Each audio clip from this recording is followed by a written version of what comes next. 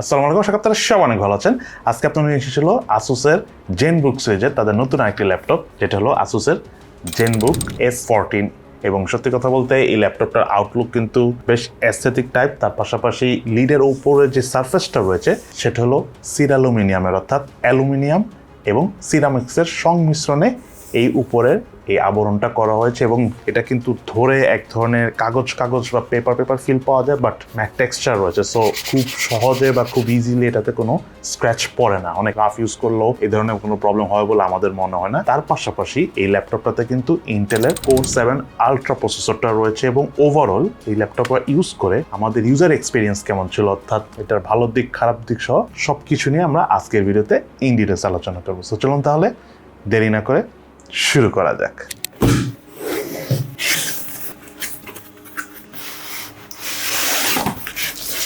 মোবাইলটির box কন্টেন্টের কথা বলতে গেলে মেইন বক্সের ভিতরে রয়েছে হলো একটা স্টাইলিশ ক্যারিং ব্যাগ এবং তার ভিতরে আরেকটা ল্যাপটপের বক্স রয়েছে। এবং সেই ল্যাপটপের বক্সটা ওপেন করলে ভিতরে রয়েছে ইউজার ম্যানুয়ালস, 65 ওয়াটের চার্জার,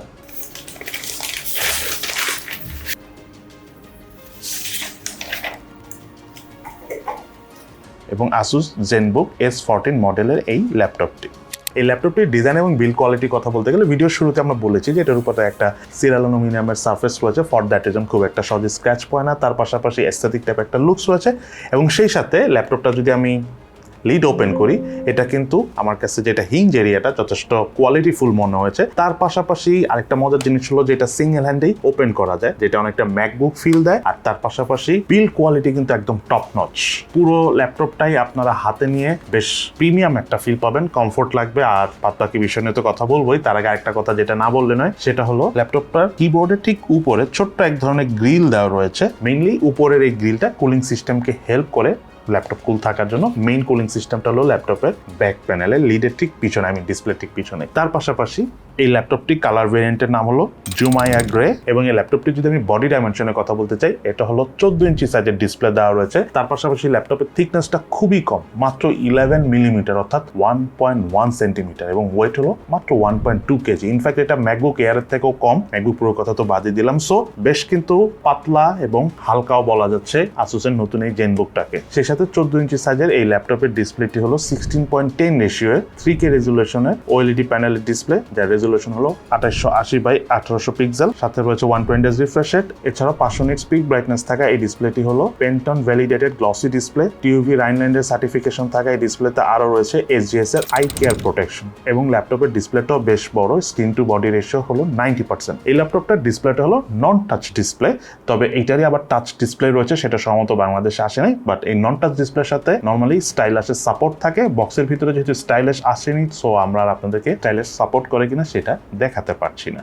এছাড়াও ল্যাপটপে থাকা ওয়েবক্যামটি হলো ফুল এইচডি রেজুলেশনের এবং ওয়েবক্যামের কোয়ালিটি যথেষ্ট ভালো। টিম মিটিং বা অফিসিয়াল কার্যকলাপের জন্য ওয়েবক্যামটা আমার কাছে বেশ ভালোই মনে হয়েছে। ল্যাপটপটি বাটন এবং পোর্টসের কথা বলতে গেলে রাইট সাইডে রয়েছে একটা ইউএসবি 3.2 টাইপ এ পোর্ট, যার data speed up to 10 Gbps, তবে দুইটা পোর্ট হলে ভালো হতো। তার পাশাপাশি ল্যাপটপটির লেফট সাইডে রয়েছে দুইটা থান্ডারবোল্ট 4 পোর্ট, একটা HDMI 2.1 পোর্ট, আর একটা হলো 3.5mm হেডফোন জ্যাকের পোর্ট। সেই সাথে ল্যাপটপে পাওয়ার বাটনের কথা বলতে গেলে কিবোর্ডের ঠিক উপরে রাইট কর্নারে ডিলিট বাটনের পাশে পাওয়ার বাটনটি রয়েছে। তবে আমি প্রিফার করি পাওয়ার বাটনটি যদি একটু আলাদা করে উপরে দেওয়া হতো তাহলে বেশি ভালো হতো, বিকজ ডিলিট বাটনের পাশাপাশি পাওয়ার বাটন হওয়াতে যেটা হবে যে অনেক সময় কোনো কিছু ডিলিট করতে যে আমরা হয়তো পাওয়ার বাটনটাই ক্লিক করে ফেলবো। এবং এই ল্যাপটপটা রেয়ার প্যানেলে দুইটা লম্বা রাবার রয়েছে। ফর দ্যাট রিজন খুব ইজিলি, যখন আপনি কোনো সার্ফেসে রাখবেন খুব শক্তপোক্তভাবে সেই সার্ফেসটা গ্রিপ করে রাখতে পারে। ফর দ্যাট রিজন ল্যাপটপটা নড়ে চড়ে যাবার কোনো চান্স থাকে না, কমফোর্টেবল ভাবে আপনি রেখে ইউজ করতে পারবেন। সেই সাথে হারমান কার্ডনের ইঞ্জিনিয়ারিং আসা ল্যাপটপটির স্পিকারের সাউন্ড কোয়ালিটিও সেই লেভেলের। আমরা মিডিয়া কনজিউম করার সময় সাউন্ড শুনে বেশ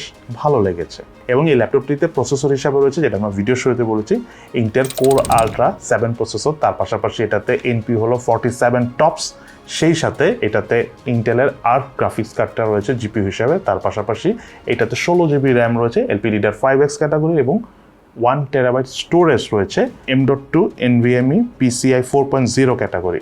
এবং তার পাশাপাশি এই ল্যাপটপটাতে ওয়াইফাই 7 এর সাপোর্ট রয়েছে, যেটা ট্রিপল ব্যান্ড ক্যাটাগরি। তার পাশাপাশি ল্যাপটপটার ব্লুটুথ হলো 5.4 ভার্সনের। ল্যাপটপটা সিনেবেঞ্চের স্কোরের কথা বলতে গেলে সিঙ্গেল কোর পারফরমেন্স আমরা বেশ ভালো পেয়েছি এবং মাল্টি কোর পারফরমেন্সও বেশ উন্নতি হয়েছে আগের ল্যাপটপ থেকে এই ল্যাপটপের সাথে আমি কম্পেয়ার করি তাহলে। সেই সাথে এই ল্যাপটপটি দিয়ে আমরা ভিডিও এডিটিং করেছি, 4K তে ভিডিও এডিটিং করেছি, প্রায় 8টা থেকে 10টা লেয়ার আমরা ভিডিও এডিটিং করেছি, খুব কমফোর্টেবল ভাবে এডিট করতে পেরেছি, টাইমলাইনও ল্যাগ প্রবলেম ওইভাবে আমরা একেবারেই পাইনি। তার পাশাপাশি যদি আমি রেন্ডারিং এর কথা বলতে চাই, 10-11টা লেয়ার দিয়ে আমরা প্রায় 10 মিনিটের একটা ভিডিও এই ল্যাপটপটাতে রেন্ডারিং করেছি। আমাদের অ্যারাউন্ড 30 থেকে 32 মিনিটের মতো সময় লেগেছে। আবার 2-3টা লেয়ার দিয়ে যখন আমরা এই ল্যাপটপটাতে 4K ভিডিও ফাইল রেন্ডার করেছি তখন আমাদের অ্যারাউন্ড 10 মিনিটের মতো সময় লেগেছে। সো আমি বলবো যে এক্সট্রিম লেভেলের হয়তো ভিডিও এডিটিং করতে পারবেন না, বাট প্রিমিয়ার প্রোর কাজ আপনারা কমফোর্টেবল ভাবে এই ল্যাপটপ ইউজ করতে পারবেন। আফটার এফেক্টও টুকটাক বেসিক লেভেলের কাজগুলো এই ল্যাপটপ দিয়ে আপনার পোষা যাবে করতে গেলে। সেই সাথে এই ল্যাপটপটাতে আপনারা চাইলে ব্লেন্ডার ইউজ করতে পারবেন, তবে অনেক বেশি না, হালকা পাতলা। আর গেমিং পারফরমেন্সের কথা বলতে গেলে ফোর্টনাইট গেমটি আমরা 1080p মিডিয়াম সেটিংয়ে TSR লো করে খেলেছি, অ্যারাউন্ড 82 FPS এ খেলা যায়। গেমিং পারফরমেন্স ওভারঅল আমি বলবো যে ঠিকঠাক আছে, বাট আরেকটু বেশি FPS পেলে ভালো লাগতো। অপরদিকে আমরা GTA 5 গেমটা খেলেছি, বেশ ভালোভাবেই খেলতে পেরেছি। 1080p high setting anti aliasing deactivate করে খেলেছি, ম্যাক্সিমাম 70 FPS এর মতো পেয়েছি on an average gameplay করার সময়। তার পাশাপাশি এই ল্যাপটপটিতে আমরা সাইবারপাঙ্ক 2077 এই গেমটি খেলেছি 1080p মিডিয়াম সেটিং এবং জেস ব্যালেন্সড করে অ্যারাউন্ড 46 FPS এর মতো পেয়েছি। আমি বলবো না যে অনেক ভালো পারফরমেন্স পেয়েছি সাইবারপাঙ্ক এই ল্যাপটপটিতে খেলে, তবে ওভারঅল আমি বলবো ঠিকঠাকই আছে। এছাড়াও ল্যাপটপটিতে আমরা ভ্যালোরেন্ট গেমসটা খেলেছি, গেমিং পারফরমেন্স ওভারঅল আমাদের কাছে বেশ ভালো লেগেছে। আর এই ল্যাপটপটা যদি আমি হিটিং এর কথা বলতে চাই, নর্মালি আসুসের জেনবুক গুলোতে এমনিও হিটিং কম হয়, তার পাশাপাশি এটা কুলিং সিস্টেমটা বেশ আপডেট হয়েছে। কিবোর্ডের উপর আমরা দেখেছি যে যাতে ল্যাপটপ কুল থাকে সেটা একটা সাপোর্ট দেওয়া রয়েছে নতুন এই সিস্টেমটাতে। যদিও আমি মনে করি এই উপরে যে গ্রিলটা রয়েছে কিবোর্ডের উপরে সেখানে ধুলাকণা বা ময়লা টলা ঢুকে যেতে পারে, বাট স্টিল কুলিং সিস্টেম আমি মনে করি আগের যে জেনবুকগুলো ছিল তার থেকে অনেক ইমপ্রুভ হয়েছে। আর নর্মালি জেনবুক হিট হয় না, যেটা আমরা একটু আগে বললাম, সো এটা তো আমরা খুব একটা ভাবে হিটিংয়ে দেখা পাইনি। লং টাইম গেম প্লেতে কিছুটা হিট হয়, তবে একটা কথা বলবো আপনারা অলওয়েজ ট্রাই করবেন ফ্ল্যাট সারফেসে রেখে দেন গেমিং করার জন্য, সো দেন আপনার ল্যাপটপ এমনিও অন্যান্য নর্মাল যে ইউজেস হয়েছে তার থেকে কম হিট হবে। এবং এই ল্যাপটপটাতে ইন্ট্রিগেটেড অবস্থায় রয়েছিল 4 সেল লিথিয়াম আয়নের 72 ওয়াট আওয়ারের ব্যাটারি। তার পাশাপাশি ল্যাপটপটির সাথে 65 ওয়াটের অ্যাডাপ্টার বা চার্জার বলেন সেটা দেওয়া রয়েছে, আর একটু বেশি ওয়াটের হলে ভালো হতো।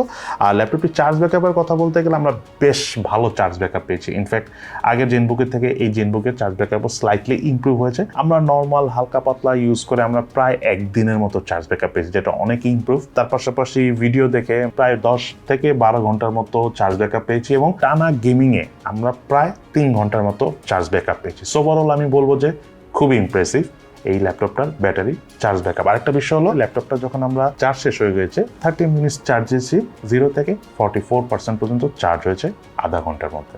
সেই সাথে এই ল্যাপটপটা যদি আমি রান টাইমের কথা বলতে চাই, অন করার সাথে সাথে ইনস্ট্যান্ট আপনার ল্যাপটপের ডিসপ্লে অন হয়ে যায়, আই মিন যদি আপনার স্লিপে থাকে তাহলে। তার পাশাপাশি ল্যাপটপটা বুট করতে আমাদের অ্যারাউন্ড মনে হয়েছে যে 12 থেকে 14 সেকেন্ডের মতো সময় লেগেছে, যেটা খুবই ইমপ্রেসিভ এবং যথেষ্ট ফাস্ট আমি বলবো।